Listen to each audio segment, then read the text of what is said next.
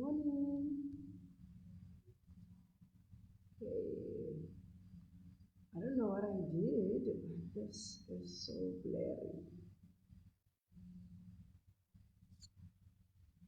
Mm.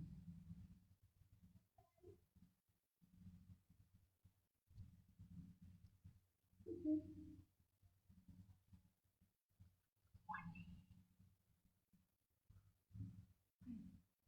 So,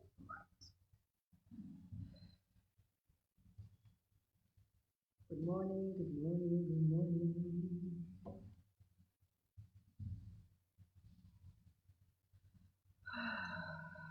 Hi, Melody.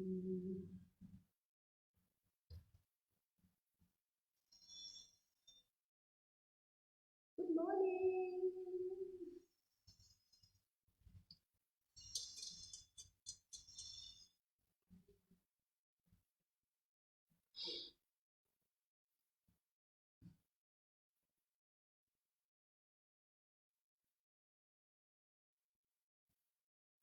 You're welcome, you're welcome, you're welcome, you're welcome.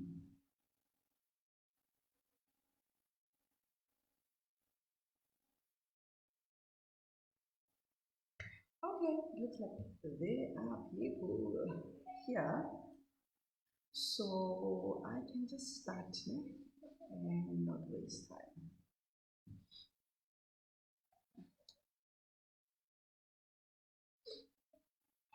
Well, yeah, welcome to day 21 of 21.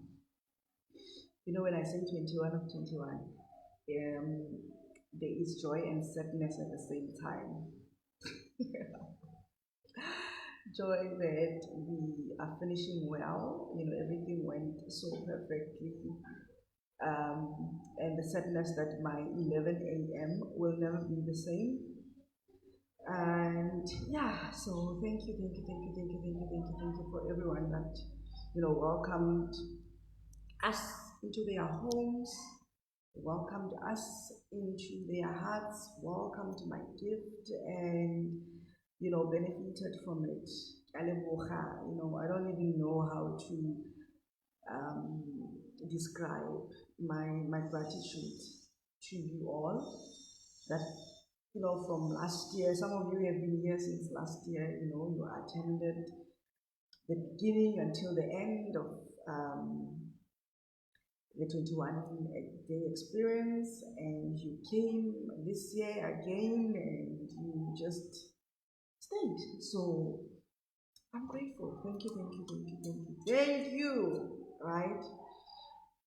And yeah, it has been a journey. It has been a very beautiful journey. Um, if it did not have any impact in your life, I don't think that you could have stayed. You could have not have quit, doing whatever that you did not find value in.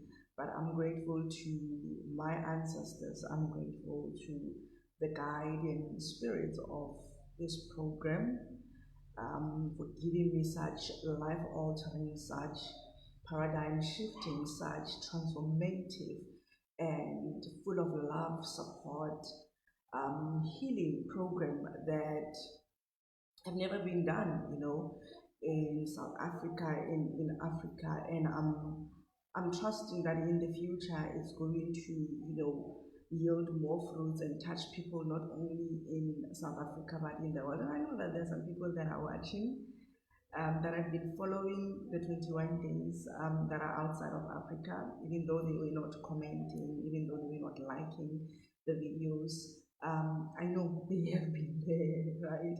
Some will just be peeping, some they will just watch at their own time. So I know for sure that in the near future, this information will just go, and spread out to as many people as possible in the African continent, and those who are Africans, in other continents as well, right? And so yeah, and I don't want to recap. I don't want to go and recapping and recapping and recapping, because some of the things that we did, I actually forgot. Like I said, I never had a day of me preparing and say, you know, today we're going to talk about this and all that. I just allowed Spirit, through my prophetic or intuitive gift to come and lead the way and speak to you, from areas that they know that you are challenged in, right? Let me see, I think somebody's asking. All right, now let's get this right. So today I just want to say that in everything that we have learned, in everything that you had aha moments into, in everything that challenged you, in the whole 21 days, that you are a dream coming true for your people, you are a dream coming true for your ancestors, you are a dream coming true for your bloodline, because the things that used to happen or how things used to be done in the olden days, it's no more that way. I think that my phone today is blurry, but anyway, let me continue. Things are no longer being done like your 1750 what and your 1967 thing and all those things, and they know that um, the mandate of each and every single one of us is carried out by evolution.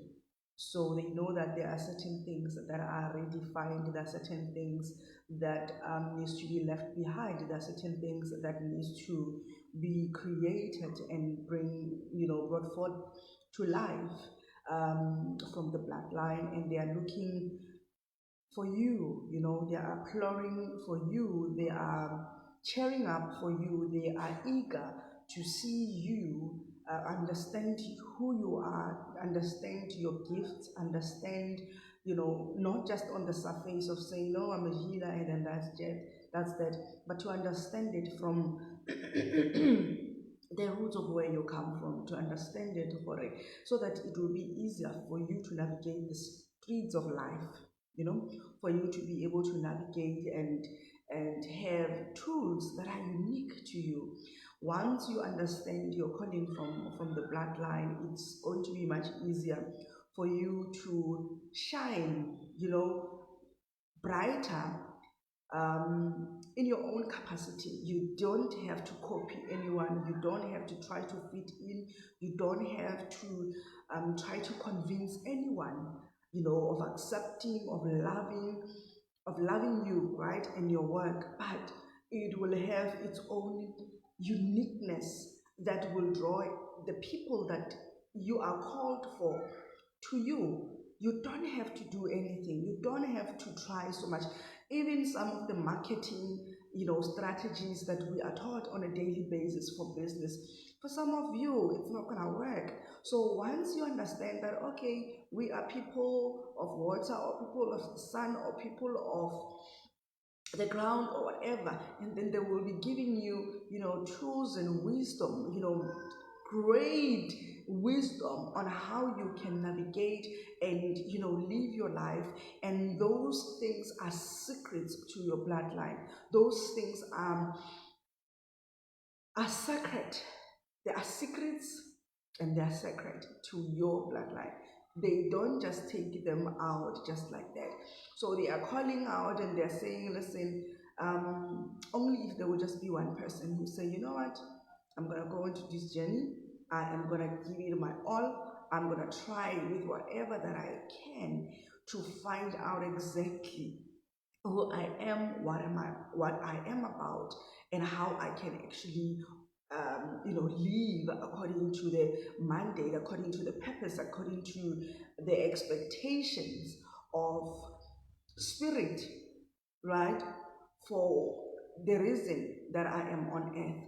And they are here and saying, you know what, we have, Thokozan, you have our full support. If today you decide that, listen, I'm gonna answer the ancestral call, or whatever that you want to call it, and I'm gonna come out as a coach, they support you.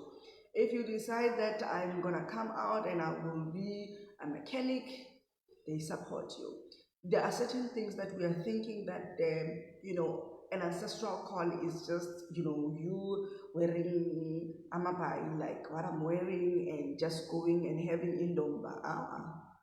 An ancestral call, being a Sangoma is part of it. It's not the ultimate or the complete truth about an ancestral call, right? You can answer an ancestral call and be a cook, answer an ancestral call and be a taxi driver, answer an ancestral call, and because people don't only need helps. People, you hey, guys, we have gifts that, just for you touching someone, somebody can just heal. Some of you, they're gifted with the hands. Some of you are gifted with words, speaking. Some of you are gifted with the prophetic, that even somebody, if you're a taxi driver, if somebody gets into your taxi and then you start prophesying to them and tell them, the solutions of their lives. So don't confirm the ancestral call in only being a sangoma, because it's a lie, it's a trap, that makes people to continuously, go to initiation school even when they are not supposed to, because a lot of us go there because it's tradition, right? There's a difference between culture and tradition. It's tradition that the moment you think that you have a call, then it means that you're going to have to go and be initiated or otwase. So I had to emphasize that over the weeks and say that be sure before you can do anything, be sure before you can go into anybody's premises and ask for help for you to be initiated, right?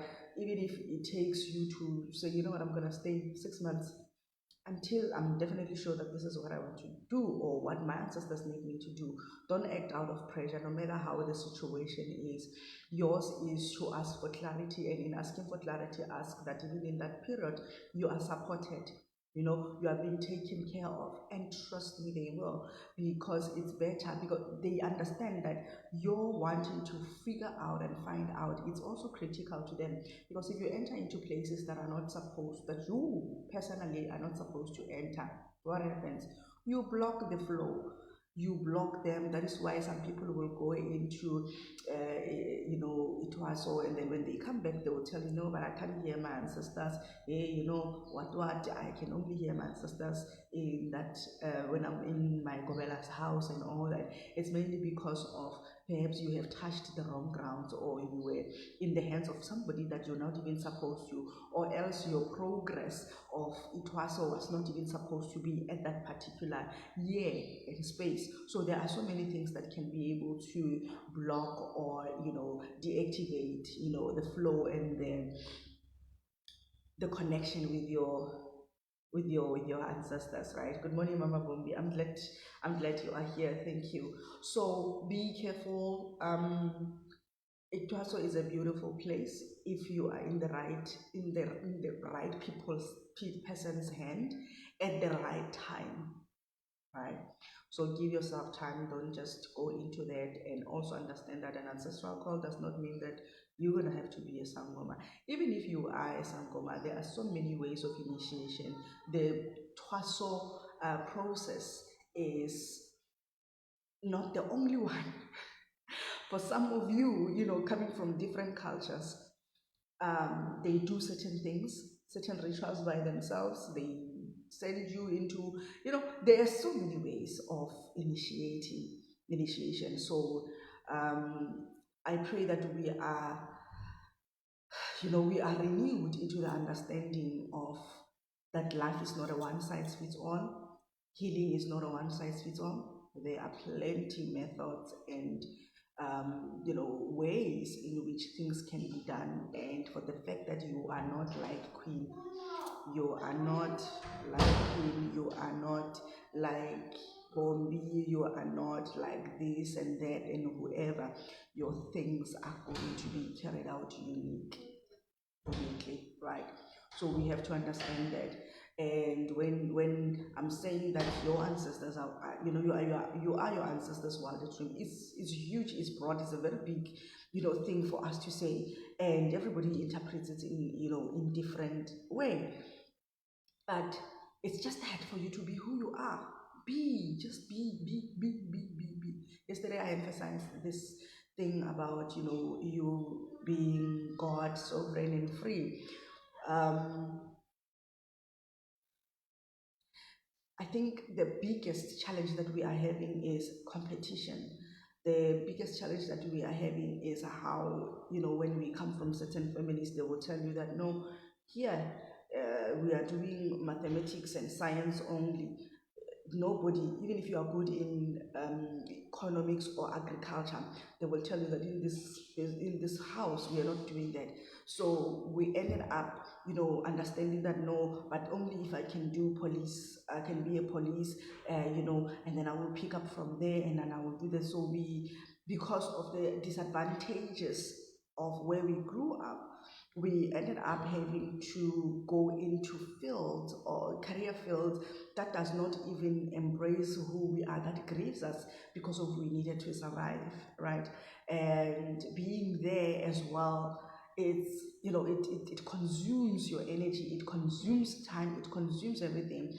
And our parents did whatever that they could at that particular moment, thinking that they're doing well for us. But then this is a time when they're saying that it is time for you to reclaim your authenticity. We have done whatever that we did out of pressure, out of poverty, out of us thinking that we are doing the right things for you. But because of now, we see better that having to go through stages, being pushed by problems or circumstances or parents wanting you to live in a certain way, it actually delays and it grieves another spirit. So choose. We are here to support you as long as whatever that you decide that you want to do, it is going to come from your heart, come from your rivers of living waters, come from your belly, comes from your innermost being. Like it flows, it doesn't have any resistance. Basically what they're saying is that travel the road of least resistance. If you feel that being in an office grieves you or it does whatever, move. Find a space that will embrace you. Find a space that will allow you to breathe. There is a different breaths that we take on a daily basis. And it's until I did inner work that is when I saw the difference of how I breathe. I used to breathe rather myself. And the moment I was able to can actually notice my breathing flow, it was like an amazing thing because I thought all this while that I'm breathing the right way, right?